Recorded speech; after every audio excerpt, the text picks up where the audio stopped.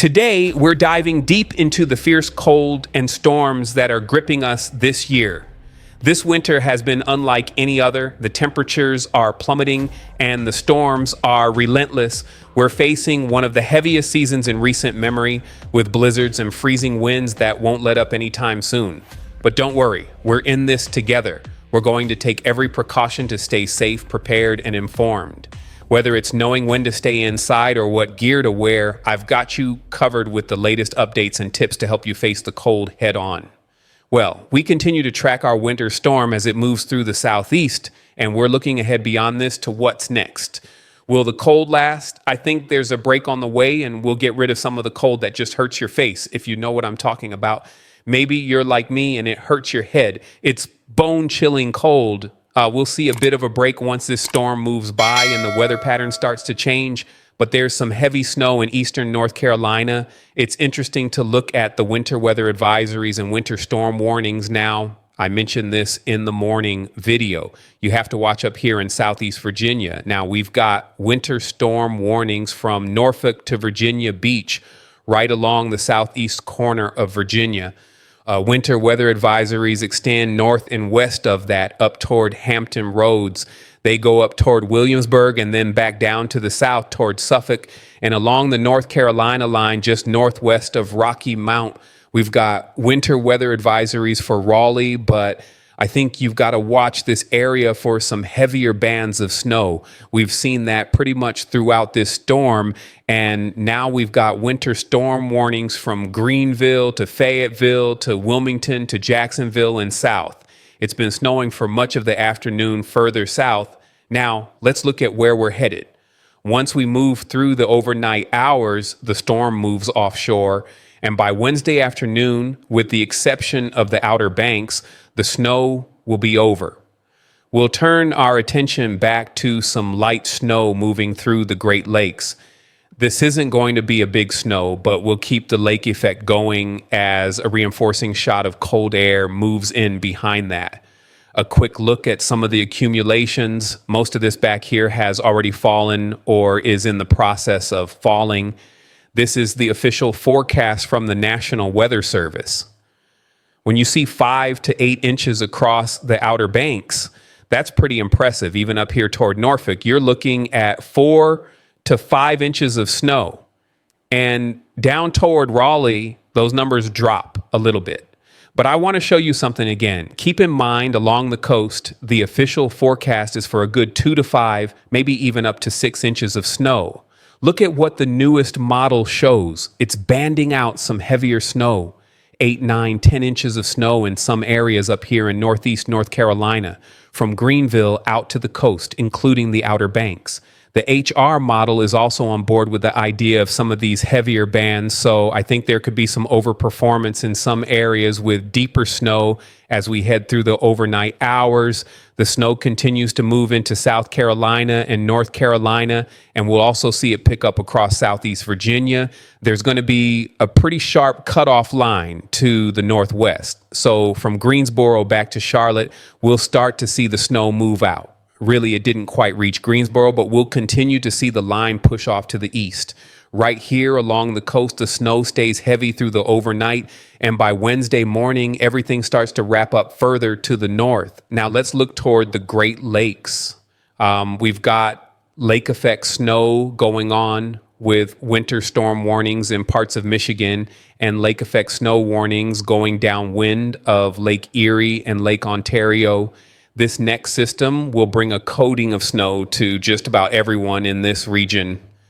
Outside of the lakes, we could see 1 to 2 inches, possibly a little heavier on the Canadian side as we head into the overnight hours. There'll also be a bit of light snow into the Appalachians and into parts of Pennsylvania and Ohio. This will take us through Thursday. I want to back up and show you this snow we're talking about again into parts of Kentucky and even parts of Virginia, which could cause a slick commute because it's going to be very, very cold in these areas. When you wake up tomorrow morning, some of the coldest temperatures of the season will be here for these places. Looking back, I want to show you where we were this morning.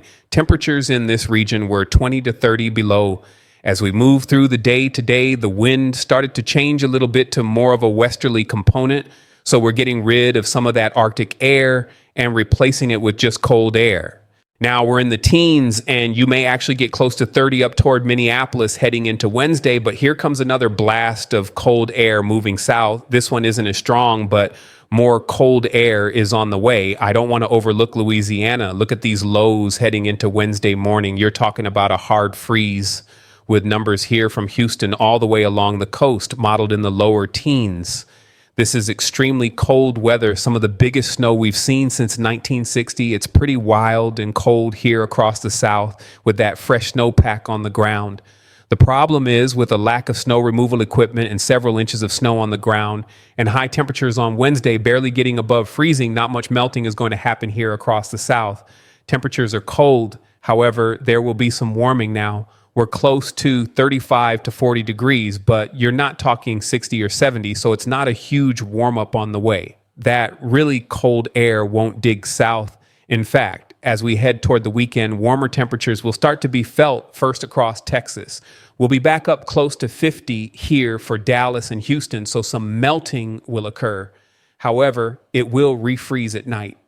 Even where you see melting here in the deep south, there's the black ice threat through the overnight hours. If you think about it, remember, if you haven't removed the snow, it just compacts down. Finally, by Sunday, we should get close to 60 and we'll start to melt some of this with rain moving north into some of these areas. Again, some of the coldest areas of the season will be from Pittsburgh down into West Virginia. Lows tonight could be in the mid-teens in some of the coldest valleys. I wouldn't be surprised if that includes interior sections of the Northeast as well. As we move into Wednesday, temperatures will start to warm up some from the Tennessee Valley into the Appalachians. It doesn't look like we'll drop below zero as we head into Wednesday night. A lot of folks in Western North Carolina are still without homes, and you hate to see this type of situation set up with the cold, knowing that people are out in it. Hopefully shelters are open. I haven't gotten a lot of news out of this area, but it's just a tough situation and are still without homes. Heading into Friday and Saturday, cold air will move through the Ohio Valley. Temperatures will drop back below zero again, in some cases early Friday morning, and we'll start to get rid of some of that cold that I said hurts as we head into Saturday. Look at this. We might push into the 30s here from Indianapolis over to Columbus with the really cold Arctic air getting pushed to the north. One thing I'm noticing in the long term is that we're not going to see a huge warm up, but we're also not going to see another big Arctic blast.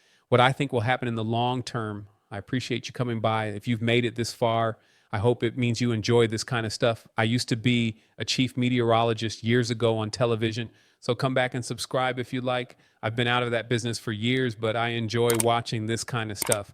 Let's take a look at the rest of the week. Compared to what we've seen lately, things will be pretty quiet. There's some light snow here in the Northeast and maybe some much needed moisture across the far Southwest. As we head into the weekend, that could actually bring some snow to Southern California and Arizona too. There's still some time before we get there. This is the newest data that just came out, which takes us through Sunday. I'll back up to the midday run of the GFS and push it forward a bit. Things get a little dicey as we get toward day 6 and day 7, but this could bring more rain and snow to parts of the Mid-South, possibly even into the Mid-Atlantic. It doesn't look like a huge storm, but a trough will swing through with this system out in the west, which could bring snow to Oklahoma and Texas. We've still got some time before we get there, and your jet stream is pushed way to the north. I think that means warmer temperatures here as the weather pattern definitely starts to shift. First of all, this weekend, you'll see the cold air really retreat to the north across Canada. Now you've got this upper low spinning through the southwest. That could bring some rain, and that moves east. Overall, the trend would be for a trough to dig into Alaska with some ridging taking place across the country. And that means temperatures will be above average. And I think that could stick around heading into February. However, there are still some differences in the models, and we'll fine tune it as we get closer. In fact, we can now call it a major Gulf Coast blizzard with newly issued blizzard warnings through sections of Louisiana, which were just issued not long ago. So a very historic situation is unfolding from Texas through Louisiana, and those impacts this afternoon will work their way into Georgia, the Carolinas, Florida, Alabama, and potentially even parts of the mid-Atlantic. All right, folks, with that said, let's go ahead and jump right into the data. You can see in the overview right next to me that the radar loop is beginning to fill in with that wintry weather. The blue on the map indicates snowfall, and it's just not often you see areas like Houston, San Antonio, Lafayette, and New Orleans getting in on the snow. Even up towards Hattiesburg, it's kind of a once in a lifetime radar loop for some folks down that way. All of this mess that you're seeing here will eventually spread up towards the Carolinas this afternoon. Places like Columbia, Florence, Augusta, down into Mon, Georgia, and Dothan, Alabama are going to start to feel the impacts. Maybe as far north as the Charlotte area, Greensboro, and potentially even the I-85 corridor of upstate South Carolina.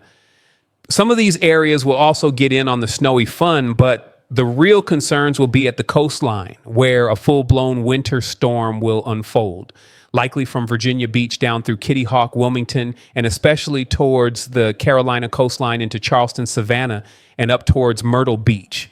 These areas are going to see big-time snow and potentially icy impacts as well. Now, folks, let's take a look at the newest watches, warnings, and advisories from the National Weather Service.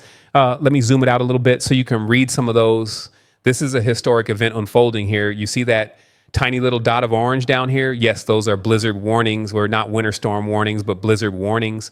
Right down here into the Texas-Louisiana coastline. This is just not something you see very often. In fact, something we've never seen. Yeah, these are the first ever issued blizzard warnings for this area. The National Weather Service out of Lake Charles mentioned that this morning in their forecast discussion. So truly historic things are happening. You could drive from the Mexico border all the way along the Gulf Coast and then all the way up into Jacksonville, Florida. So the entire Gulf Coast from Texas to Jacksonville, which I know Jacksonville is not technically on the Gulf Coast, but closer to the Big Bend of Florida, is under a winter storm warning. Now, those advisories are being issued for areas further north, like Charlotte, Columbia, back down into Atlanta, and up towards Raleigh, indicating those winter weather advisory criteria as we've seen a northern shift in the precipitation shield overnight. The reason for this is what we're seeing in the upper levels, which has changed. Now, we talked about this all week. I told you it wasn't over until it's over. And we see changes all the time. If you watched the live stream last night with Mitch West and me, we were kind of watching the model data come in together, and we could see as early as yesterday morning that this was going to start to trend a little more beefed up for some folks. Here's why. So I kind of broke this down last night, and I'll break it down again. We basically have a double barrel trough, meaning we've got two separate areas of distinct vorticity maxima.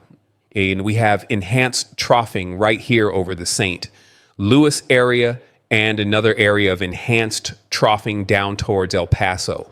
As I always talk about on the channel, on the right-hand side of these troughs, I'll go ahead and put an X over the center of these troughs.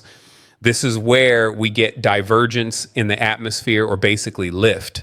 And we're getting that lift over Texas and Louisiana. In fact, I'll draw it a little bit better here, really right into this area is where we're seeing the lift. This is the divergence aloft, and that's why we've got all this snow and ice forming, even overperforming. We're getting even more lift than the models originally projected in their snow maps, and that's leading to more precipitation. Now, what's changed for the Carolinas and why we're seeing a higher chance of snow for places like Columbia, Charlotte, and Augusta than it looked like 24 or 48 hours ago is on the opposite side of the troughs. Again, I'll put the X's back over them. Thank you for watching. Don't forget to like this video, hit the subscribe button, and stay tuned for my next update. I'll keep you protected. Before and after the storm,